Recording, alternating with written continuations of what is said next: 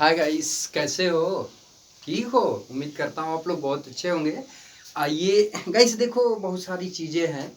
लोगों को ध्यान दीजिएगा, लोगों को, आप लोगों को जहाँ तक संभव हो सके भरपूर सम्मान देना चाहिए। और सम्मान लोगों को इसलिए नहीं देना चाहिए कि उनका अधिकार है, बल्कि सम्मान इसलिए देना चाहिए क्योंकि आपके अंदर खुद सम्मान देने का संस्कार है। गाइस ध्यान दीजिएगा, इसलिए जहाँ भी रहें, जिस जगह भी रहें, आप लोगों को हमेशा जो है कि सम्मान देते रहें, क्योंकि आप देंगे तभी आपको मिलेगा। जब देंगे ही नहीं तो और इस उम्मीद करना भी आपकी मूर्खता या फिर आपकी बेवकूफ़ी कही जाएगी।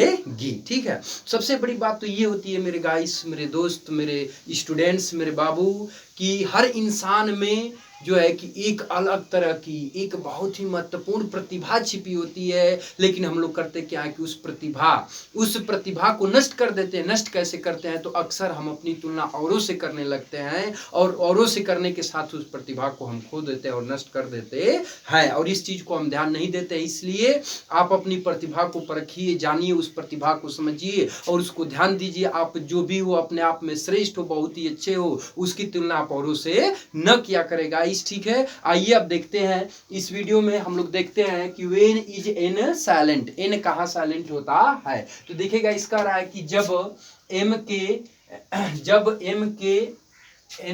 के बाद, सॉरी गाइस, ठीक है, जब एम के बाद एन के बाद एन हो तो, एम के बाद एन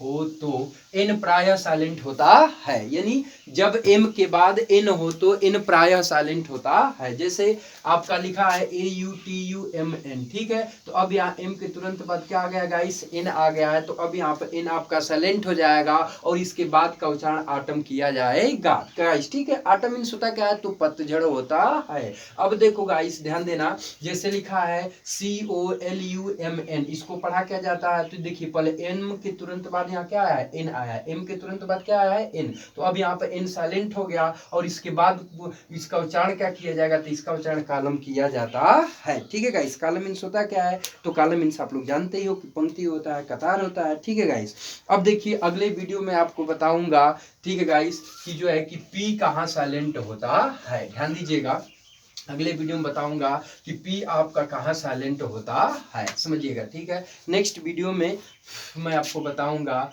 कि पी कब साइलेंट होता है। ठीक है, क्योंकि पी भी बहुत सारे वर्ड के साथ जो है क्या होता है? साइलेंट होता है। ठीक है, तो कहाँ साइलेंट होता है इसको मैं आपको नेक्स्ट वीडियो में बताऊंगा। ठीक है गाइस, ध्यान दीजिएगा।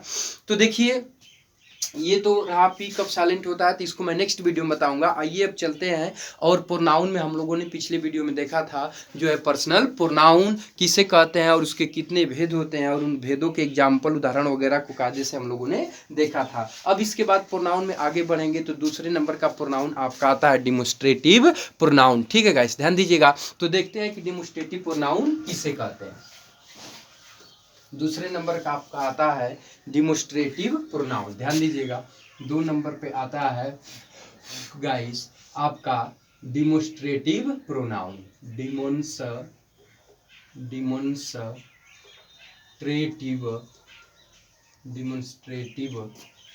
प्रोनाउन। ठीक है गाइस, जिसकी हिंदी क्या होती है गाइस? तो इसकी हिंदी होती है संकेतवाचक सर्वनाम। संकेतवाचक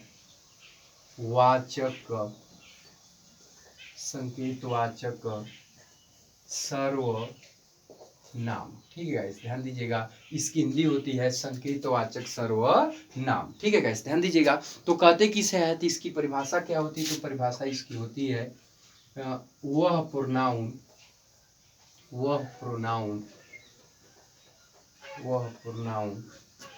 जिसका प्रयोग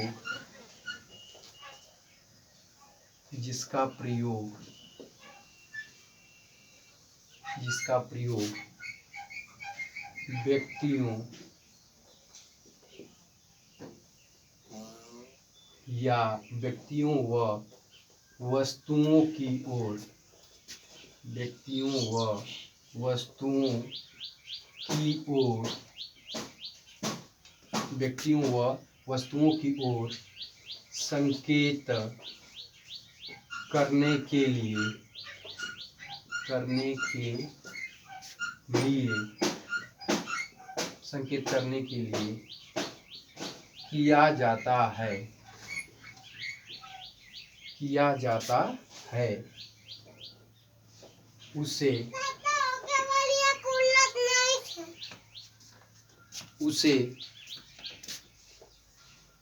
डिमोन्स्ट्रेटिव